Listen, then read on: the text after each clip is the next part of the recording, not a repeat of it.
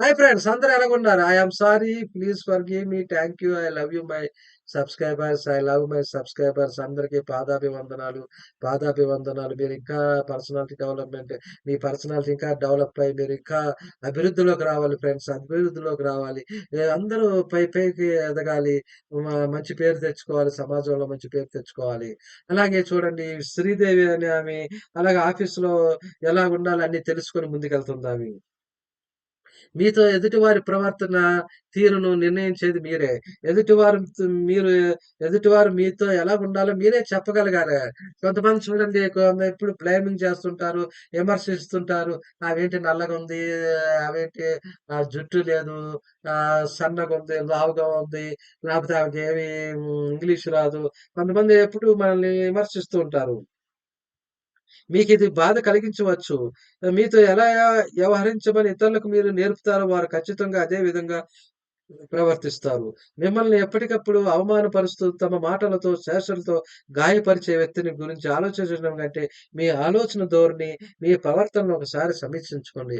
కొంతమంది ఎప్పుడు విమర్శిస్తుంటారు. భార్యాభర్తలు ఉన్నారనుకోండి, ఎప్పుడు గొడవలు పడుతూ ఉంటారు. కొంతమంది నాకది చేయలేదు, ఇది చేయలేదని. మీ ఆలోచన ధోరణిని సమీక్షించుకోండి. తమ మాటలతో, చేష్టలతో గాయపరిచే వ్యక్తిని గురించి ఆలోచించడం కంటే, మీ బిహేవియర్ ఎలాగుందో ఆలోచించండి. ఇతరులు మిమ్మల్ని అలా గాయపరచడాన్ని మీరెందుకు ఇలా ఇంతకాలం ప్రోత్సహిస్తున్నారు? మిమ్మల్ని ఎప్పుడూ కొంతమంది ఎప్పుడు పొడుస్తూ ఉంటారు చూడండి. దెబ్బ మీద దెబ్బ అలాగ పొడుస్తుంటారు. ఎందుకు అలా చేస్తున్నారు? మీరెందుకు వాళ్ళని ఎంకరేజ్ చేస్తున్నారు? వారిలా ప్రవర్తించడానికి మీదే పూర్తి బాధ్యత.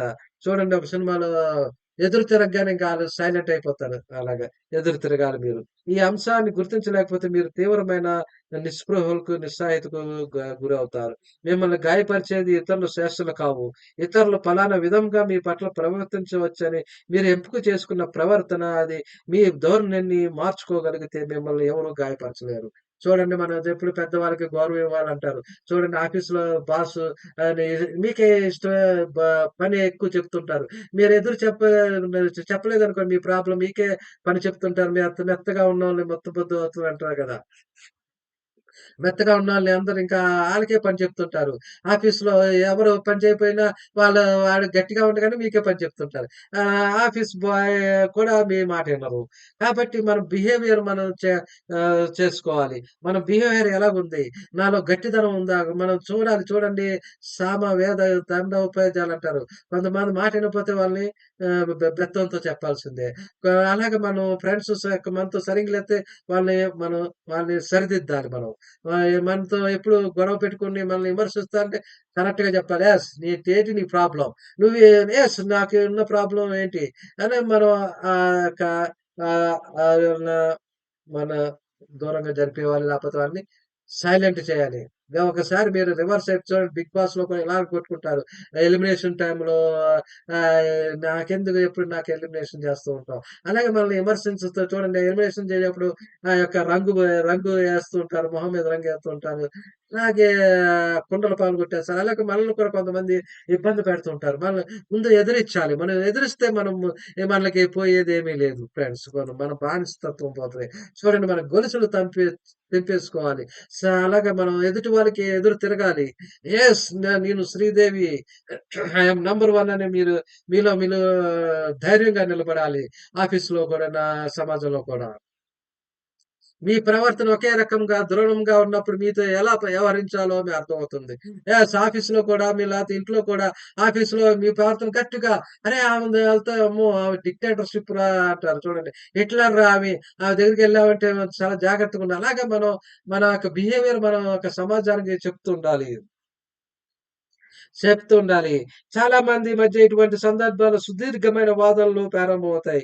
ఈ వాదనలు ఒక విషయం నుండి మరొక విషయానికి, గతంలో ఎదురైన అనేక అనుభవాల పైకి మరలుతుంటాయి. తర్వాత కొన్ని రోజులకు ఒకరినొకరు అవమానించుకునే సందర్భం ఎదురైనప్పుడు, ఇంతకుముందు తమ మధ్య సాగిన సుదీర్ఘమైన సంభాషణలు మర్చిపోవడం జరుగుతుంది. అప్పుడు తిరిగి ఫైటింగ్ ప్రారంభమవుతుంది. ఇలా రకరకాలుగా మళ్ళీ గొడవలు పడుతుంటారు ఆఫీస్‌లో. "నువ్వు ప్రాజెక్ట్ వర్క్‌లో నన్ను హెల్ప్ చేయలేదు. నన్ను నా ప్రాజెక్ట్ కంప్లీట్ చేయలేదు. నేను చెప్తుంది" అలా చాలా మంది మన ఆఫీస్‌లో విమర్శిస్తుంటారు. ఇంట్లో విమర్శిస్తుంటారు.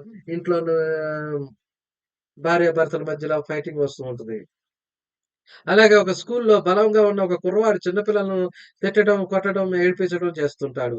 10 మంది పిల్లల్లో 9 మంది ఏమి చేయలేని నిస్సహాయుతో వాడు పెట్టే బాధలన్నీ భరిస్తూ ఏడుస్తూ ఉంటాడు.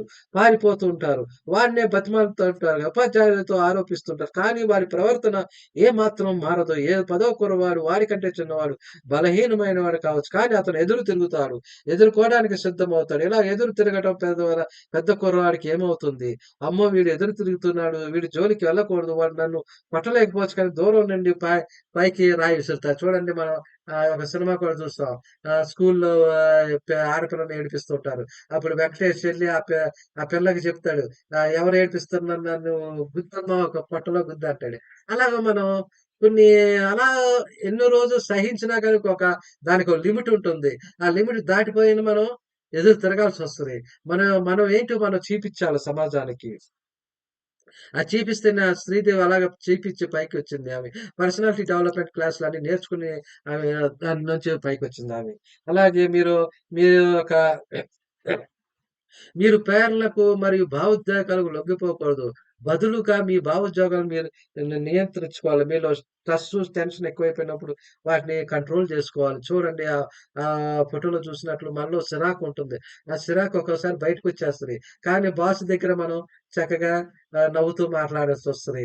మళ్ళా ఇంటి దగ్గర ఏదో పనుంటది. అర్జెంట్ పని ఎళ్ళాల్సొస్తది. అలాగే మన ఫోను జేస్తారు. ఇంటికి అర్జెంట్‌గా వచ్చేయమంటారు. కానీ ఆ సిరాకు, కోపం మన ఆఫీస్‌లో కొన్ని సార్లు చూపించకూడదు. మీ పట్ల మీరు ఇతరులు ఎలా ప్రవర్తించాలో మీరు స్పష్టంగా చెప్పడమే కాదు, దాన్ని ఎటువంటి టెన్షన్ అవ్వకుండా చెప్పగలగాలి. అలా చెప్పడం కంటే మీరు కూడా అతి దృఢంగా వ్యవహరించగలగాలి. అలాగే ప్రముఖ రచయిత 'ఇబ్బను' వేలాది మాటలు కలిగించలేని ప్రభావాన్ని, అభిప్రాయాన్ని ఒక చేష్ట కలిగిస్తుంది. మన బిహేవియర్ చెప్పగలగాలి. చూడండి చిన్న పిల్లవాడు ఎలాగా పెద్దోడికి ఎవరో స్కూల్‌లో ఏడిపిస్తుంటే ఎదురు తిరగటం. అలాగే మీ బిహేవియర్‌ని మీరు ఆఫీస్‌లో చెప్పగలగాలి. స్పష్టంగా చెప్పగలగాలి. యెస్ నాకు తెలిసింది ఇది. నేను చేయగలను. ఈ పని నాతో అవుతే చేస్తానని చెప్పగలగాలి. అలా చెప్తే శ్రీదేవి అలా చెప్పి అలాగా పర్సనాలిటీ డెవలప్ చేసుకొని ఆమె అందరికన్నా ప్రమోషన్ తీసుకుంది. మంచి మంచి ప్రాజెక్టులు అన్ని కంప్లీట్ చేస్తుంది. ఆ ప్రాజెక్ట్ టీమ్ లీడర్ అయ్యింది. టీమ్ లీడర్ అయ్యి ఆమె ఎంతో ఒక మంచి మంచి ప్రమోషన్‌లు తీసుకుంది. మిమ్మల్ని బాధించే మరియు వేధించే వారి పట్ల మీ ప్రవర్తన మీరు పరీక్షించుకోవాలి.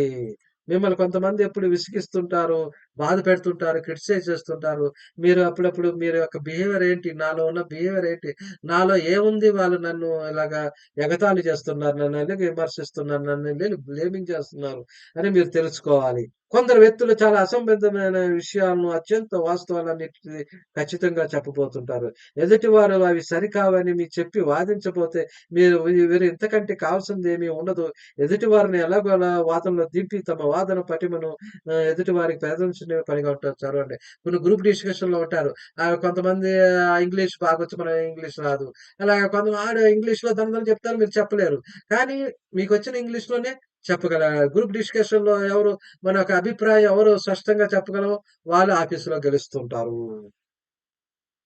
ఆఫీస్‌లో గెలుస్తుంటారు. లేపోతే మనం అలాగ ఉండిపోతాం. మనం ఎక్కడో ఉండిపోతాం. లేపోతే మీ మీద వాళ్ళు మీపై స్వారీ చేసే హక్కు ఎవరికివ్వద్దు.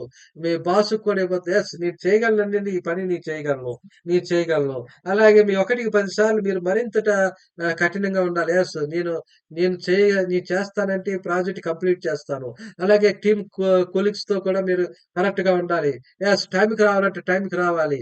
టైంకి కంప్లీట్ చేయాలి. టార్గెట్స్ కంప్లీట్ చేయాలని చెప్పాలి. చెప్పి వాళ్ళని మీరు మీ యొక్క బిహేవియర్‌తో, మీ యొక్క టార్గెట్స్‌తో, మీ యొక్క కమిట్మెంట్‌తో, డిసిప్లిన్‌తో వాళ్ళని మెప్పించి పైకొచ్చింది ఆ శ్రీదేవి. అలాగే మీరు ఇంకా నన్ను నన్ను ఇంకా ప్రోత్సహిస్తున్నారు. థాంక్ యూ ఫ్రెండ్స్ చిన్న టిప్ ఇస్తాను. చూడండి మీలో కాన్ఫిడెన్స్ పెరగాలంటే అద్దంలో చూసుకోండి. అఫర్మేషన్ చెప్పండి. ఐ బిలీవ్ ఇన్ నాలో నాకు నమ్మకం ఉంది. I am a confident person. I am a confident person. I am a very happy and grateful to the universe. నేనెంతో హ్యాపీగా, సంతోషంగా ఉన్నాను. నేనెంత ఇంటర్వ్యూలోని పాస్ అవుతాను. నేను కలెక్టర్ అవ్వగలను. టీమ్ లీడర్ అవుతాను. ఎండీని అవుతాను. అందులో 10 మినిట్స్ ప్రాక్టీస్ చేయండి. మీకు కాన్ఫిడెన్స్ పెరుగుతది. మీ మైండ్ పవర్ డెవలప్ అవుతది. మీలో కాన్ఫిడెన్స్ పెరిగి మీరు అందరికి చాలా ముందుంటారు. Thank you friends. Thank you friends. నన్ను ఇంతవరకు ఆదరించినందుకు 1000 అందరికీ నమస్కారం. పాదాభివందనం. అందరికి సబ్స్క్రైబ్ చేయండి ఫ్రెండ్స్. నన్ను ఇలా ముందుకు నడిపించండి ఫ్రెండ్స్. ముందుకు నడిపించండి. Thank you friends. Thank you. నేనింకా కొత్త కొత్త వీడియోలతో వస్తాను. Thank you friends. Thank you friends.